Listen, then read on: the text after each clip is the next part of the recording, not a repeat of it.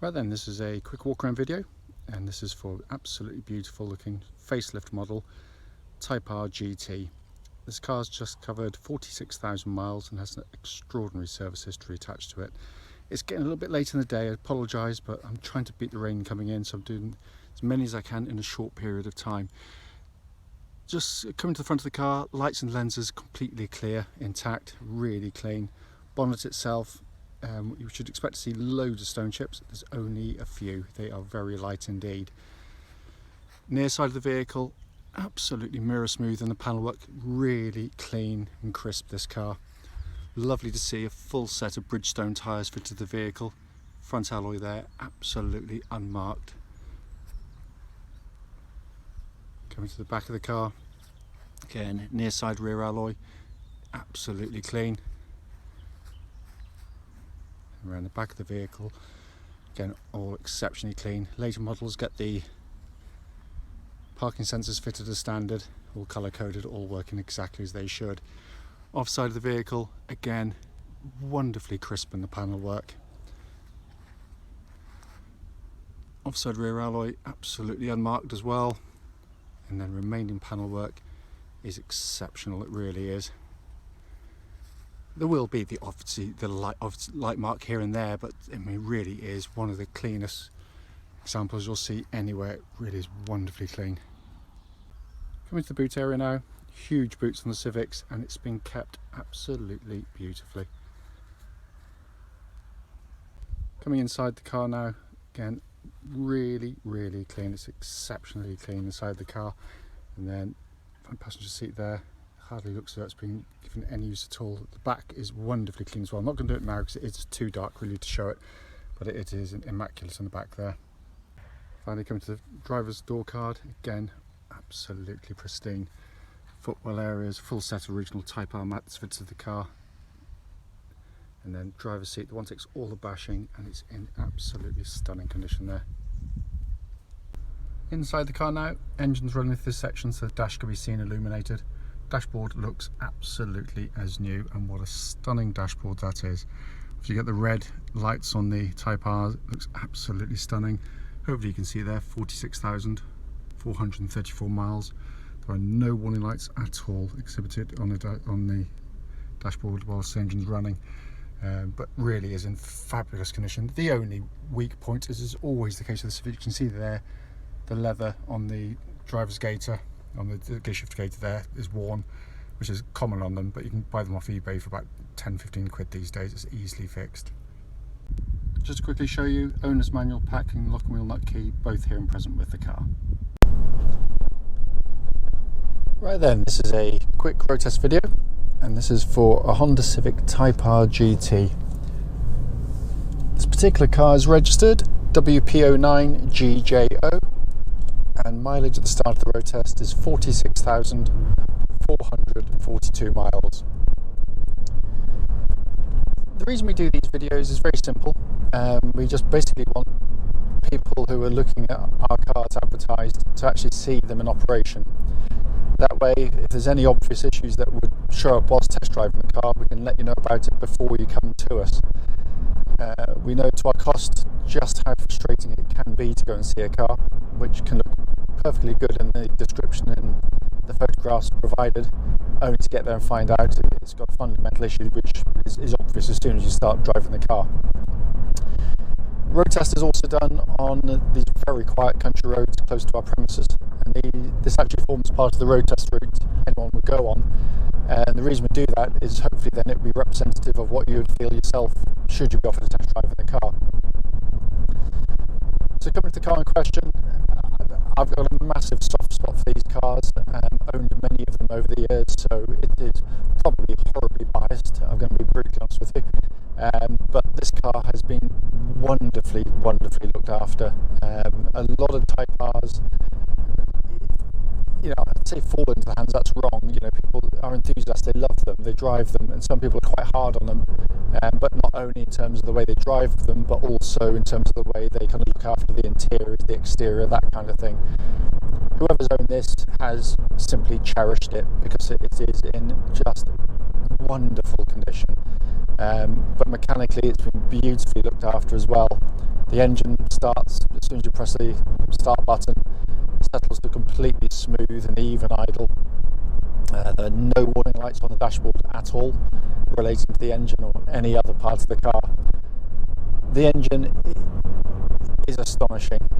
For an engine that produces 200 horsepower as near as damn it from a 2-litre engine without any turbochargers, and is capable of revving to over 8,000 RPM, and still manages to be probably the most reliable and durable engine of its type and horsepower in this sector anywhere in the world. It is a marvel of engineering. On top of which, it sounds fantastic. It pulls incredibly hard, and don't think because it's VTEC it's a one-trick pony. You know, you've got nothing low down. You touch the throttle and it is picking up straight away. I haven't even touched the VTEC zone, and it's keen and up and going straight away. It's docile as well. You can be in low revs, in high gears, and it never flutters or coughs or splutters. It pulls seamlessly at all times. It's a wonderful, wonderful engine. I won't do it yet because obviously I always let the engines warm up before I put foot down and enter the VTEC zone, which I will do later in the video. But it is an astonishing engine. The engine then feeds through clutch and into gearbox. Clutch on the car smooth, positive and actuation. Bite point is exactly where you'd expect it to be for the age and mileage of the vehicle, so all good. Gearbox is sensational, absolutely sensational. It feels weighty, it feels precise, it's got incredibly short in throw. You use your fingertips to guide it in. It's just got a lovely mechanical feel to the way it operates, which is all more remarkable because, as with pretty much all front-wheel drive cars now, it's actually a cable that goes from here to the gearbox underneath, and yet you'd swear blind it was going straight down into a box underneath. It's that good, and it feels every bit as it would have done when it was new. So crisp in the gear changes, absolutely fantastic. Unfortunately, I didn't realise there were traffic lights here today, but hopefully we won't be here for too long. But as I said, that the powertrain itself, it is one of the greatest powertrains, and it's something that will probably never happen again because obviously everyone's kind of downsizing into sort of small capacity turbos to get power.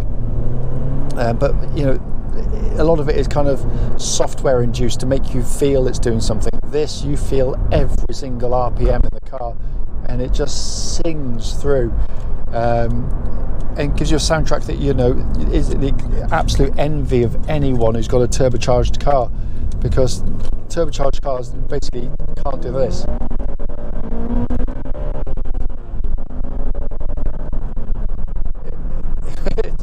It is. And if you can't smile after driving something like that, or feel good about life, there's something seriously wrong. So that is, it is a pure race engine. It's absolutely astonishing. It really is. Coming back to the car, steering of the car, so dynamic, so quick. Still feels as tight as it would have done when it was new. Tracks dead straight. There's absolutely no vibrations coming back through the steering wheel at this speed or any speed up to the legal limit. So all really tight, but it's the quality of the steering. It's so quick in the way it operates and changes direction. It makes the car have this incredibly dynamic feel to it, which would be utterly useless, of course, were the chassis not able to keep up with the steering of the car, and it certainly does. It's the change of direction, the body control at all sorts of speed of corner is simply incredible. But it's the tight corners, it's amazing, absolutely incredible. But it just is a proper hot hatch, in the sense that it does have a compromise. The ride is hard. It's not unbearable. It's certainly not as hard as some magazines would let you think they are. It's I've had plenty, and I've never. There was one section of M42 I seem to remember, so the sort of concrete section, which was horrible, and it wasn't very comfortable in the car, I'm going to be honest with you. But generally, on most roads, it's perfectly acceptable vehicle, and better than quite a lot of modern cars actually.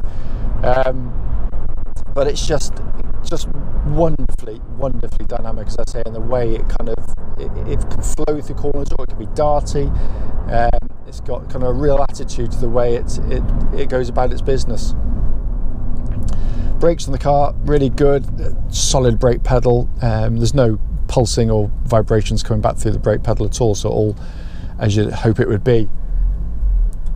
Coming inside the car, the interior is absolutely stunning in these cars. You know, I maintain this is going to be a car that people can look back in 20 years' time and think, wow, you know, whilst other manufacturers were still just giving you a binnacle here and a centre stack there was this Maverick company that did this wacky dashboard, which, as I say on many videos, I readily admit doesn't appeal to everybody, and I think that's a good thing, because I think it should polarise opinion, and some people will never buy it because of the interior, yet other people will buy it just solely on the interior. But it looks brilliant. The black and red seats, the red readouts on the Type R versions look absolutely fantastic. It's also beautifully put together. Air conditioning pumps out absolutely ice cold air. It's checked in a nice warm workshop, checking that all out. You get dual zone climate control, because the GT model gets the front fog lights, the dual zone climate control system, cruise control system here, auto lights, auto wipers, so it's a nice spec of car.